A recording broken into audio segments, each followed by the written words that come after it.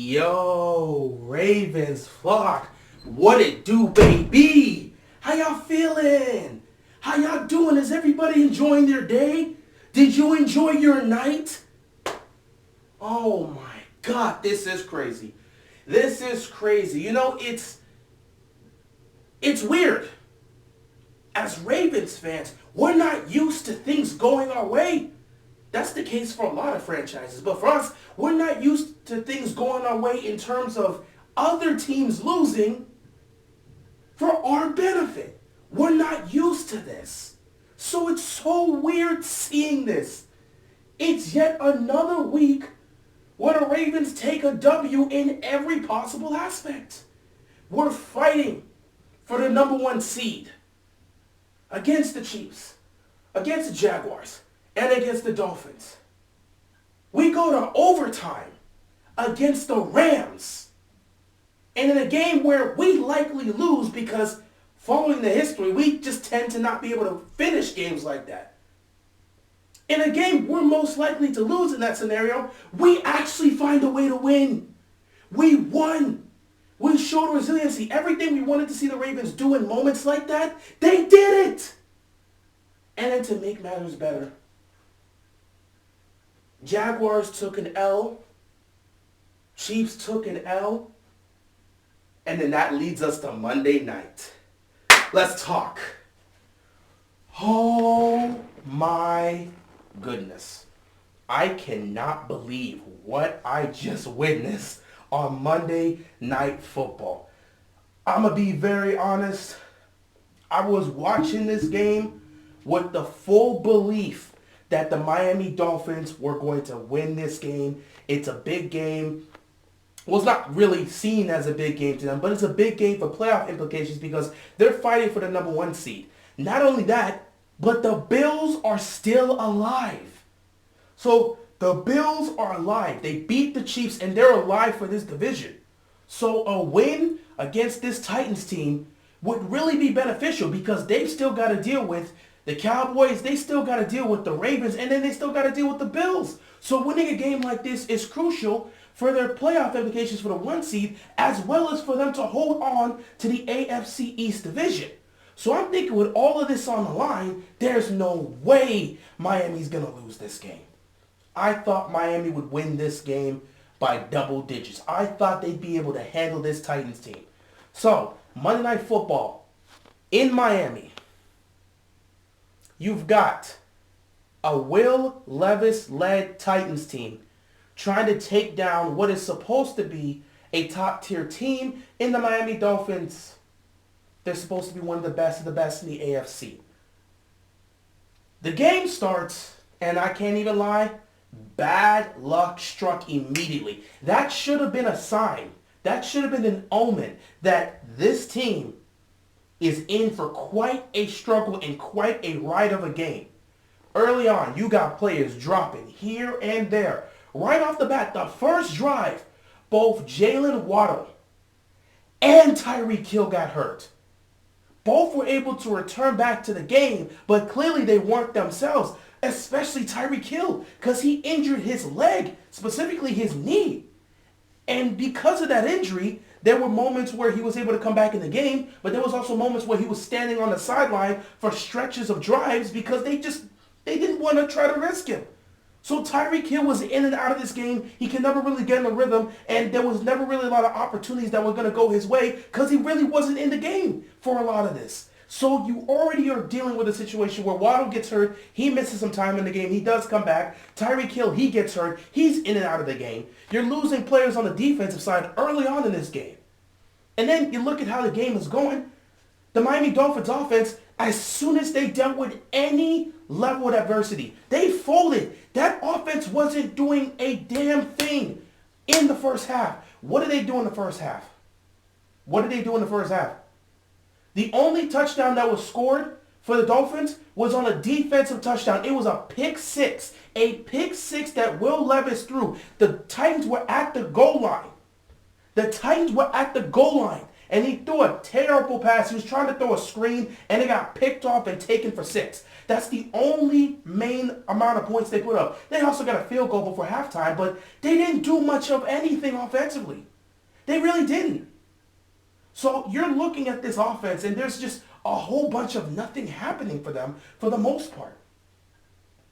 That offense was they weren't doing much.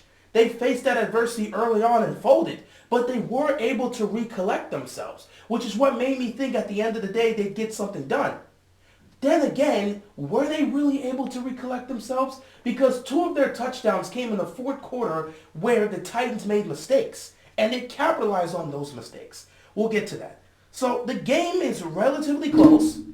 It's close all around, and you're looking around thinking, how the hell are the Dolphins and the Titans this close in a game like this? They both headed into the fourth quarter with this being a tie game. It's 13-13. Why is this a tie game?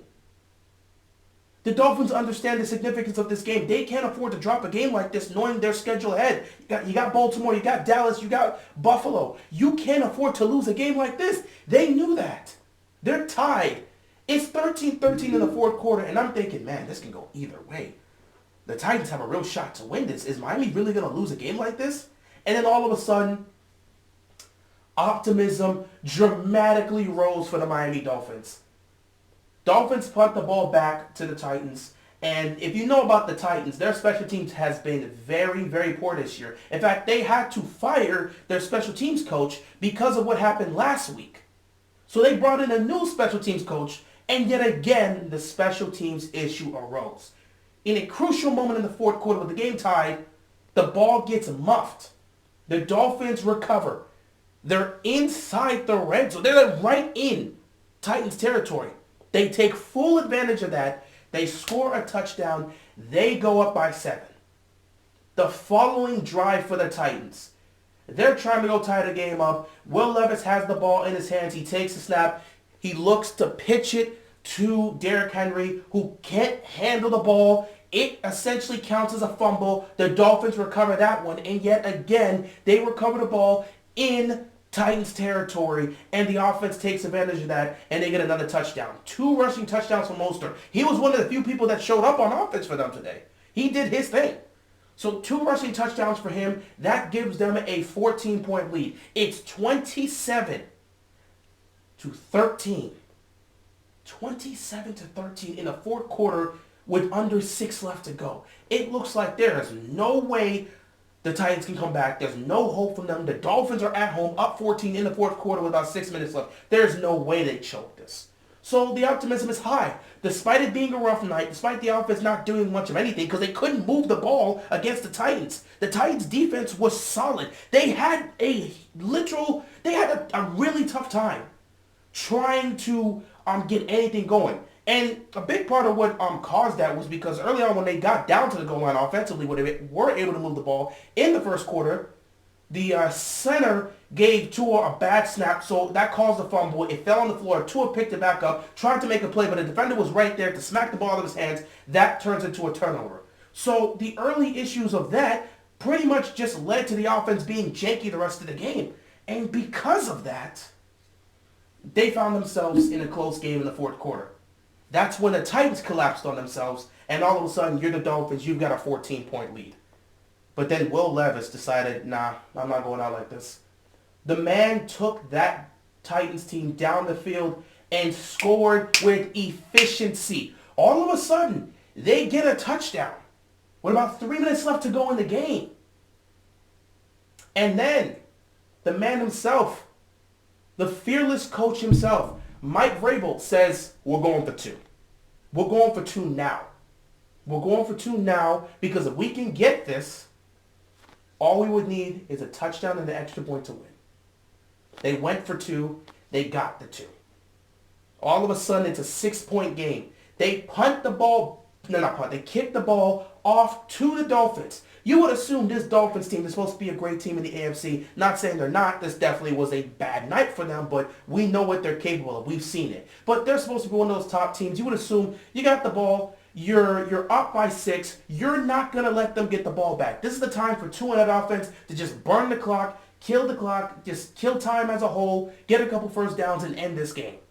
They didn't do that. To my surprise, I thought it was going to be over here. I was like, good attempt, Titans. You got it close. Unfortunately, I don't think your defense is going to make a stop. Bro, that defense forced a 3-and-out. I don't even know what was happening with the Dolphins offense. They couldn't get anything going. They forced a 3-and-out, and they punted the ball back to the Titans. Now I'm like, oh, man, I got to really pay attention. They have a real chance to win this now. If they can go down the field and score a touchdown with 2 minutes left to go in the game, nah. They're going to run the 2-minute offense. If they can get down there and score a touchdown, they're going to win this game. Bro, the Titans were so fast and effective with the passing game. They got down there with ease and scored a touchdown, which leads me to my biggest issue tonight. I don't know what the defense was doing for the Dolphins. Did they force some turnovers? Absolutely. Multiple turnovers that the defense was able to force. Well, technically they only forced one actual turnover, the pick six. The fumble wasn't forced by them. They just capitalized on it. And the muff punt was not forced by them either. They capitalized on it. But there was a couple turnovers by the defense. They gave the offense 7 points and put them in a position to win. Yet the offense wasn't able to really do much early on, but they still responded and rewarded those turnovers with touchdowns. Now all of a sudden the game's getting close and the defense just started to fold. So the offense early on wasn't really doing anything to help the defense. And then in the fourth quarter, the defense wasn't doing anything to help the offense. And the offense was just lost. It was a chaotic mess. It just seemed like the Dolphins team as a whole crumbled. That defense couldn't make a stop to save their life. Will Levis and that offense went down the field so quickly and effectively that Tua and the offense had plenty of time to try to go down the field and kick a field goal to win this game. So they scored the touchdown. It's 28-27. And once again, the Dolphins get another chance to pretty much put this game on ice. Only this time you need the field goal. You're down by 1. You got Tua as your quarterback. You've got plenty of weapons on the offense. Obviously, Tyreek Hill's in and out of the game. You still got Waddle there. You would assume they'd be able to get it done. They get the ball, and my God, I don't know what they were doing on that 2-minute offense. They were so slow. They were janky. They were picking up so few yardage. They weren't really moving the ball, but they were killing the clock. It was horrible clock management. I don't know what they were doing. They couldn't attack downfield. They weren't even taking advantage of the middle of the field. They couldn't get anything. And because they couldn't get anything, the clock just kept ticking and ticking and ticking. All of a sudden, they found themselves under a minute, close to midfield. It's 3rd down and 2. They run this play where they're gonna motion their back. Motion the back behind Tua, so orbit him and motion him there, and then Tua's gonna throw to him behind. So he's gonna throw to him. He's like 5 or 6 yards behind the line of scrimmage. He's going to get it, and there's a blocker. There's like 1 or 2 blockers there, and he's going to try to run for the first down. But the Titans were so fundamentally sound there that they actually managed to tackle him, and they made the stop. So now it's 4th down. The clock is still going, and all of a sudden it's like, they got to do something.